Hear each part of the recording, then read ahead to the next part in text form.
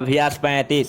अध्यक्ष महोदय, ताज्जुब तो यह है कि अंग्रेजी का विरोध करने वाले इंग्लैंड में डॉक्टर, वकील, बुद्धिजीवी और ऐसे लोग थे जिनका फ्रेंच और लैटिन के साथ एक निस्वार्थ जुड़ा हुआ था। उन्होंने अंग्रेजी भाषा को एक बार बैरिक लैंग्वेज कहा था।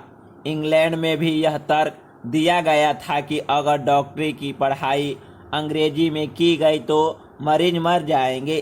अंग्रेजी इस योग्य नहीं है कि वह कानून की और शिक्षा की माध्यम बन सके, लेकिन इंग्लैंड की जनता ने अंग्रेजी को लाने का स्वाभिमान पूर्ण निर्णय लिया और आज अंग्रेजी को इतना विकसित कर दिया है कि हम उसे अंग्रेजी के मोह में पड़ गए हैं।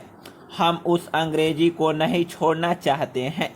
मेरी मातृभाषा हिंदी है और कभी कभी मुझे लगता है कि मेरा दुर्भाग्य है।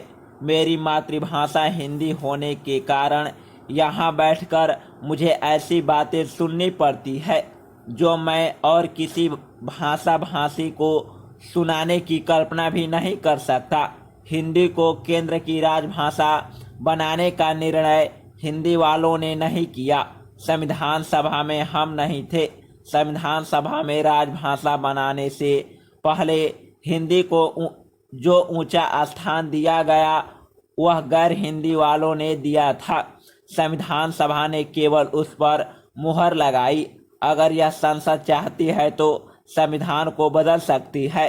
अगर संसद चाहती है कि सभी भारतीय भाषाएं केंद्र की भाषाएं बने तो हम उसका विरोध नहीं करेंगे, उल्टे हम उसका स्वागत करेंगे। हिंदी का किसी भारतीय भाषा से झगड़ा नहीं है। हिंदी सभी भारतीय भाषाओं को विकसित देखना चाहती है, लेकिन यह निर्णय संविधान सभा का है कि हिंदी केंद्र की भाषा बने। जब संविधान सभा ने यह निर्णय किया तो संविधान का जो प्रारूप बना था उसमें अंग्रेजी के प्रयोग के लिए केवल 5 साल रखे गए थे। बाद में अहिंदी भाषी लोगों की कठिनाइयों को ध्यान में रखकर 5 साल की अवधि बढ़ाकर 15 साल की गई। आचार्य जी ठीक कह रहे थे कि यह गलती की गई है।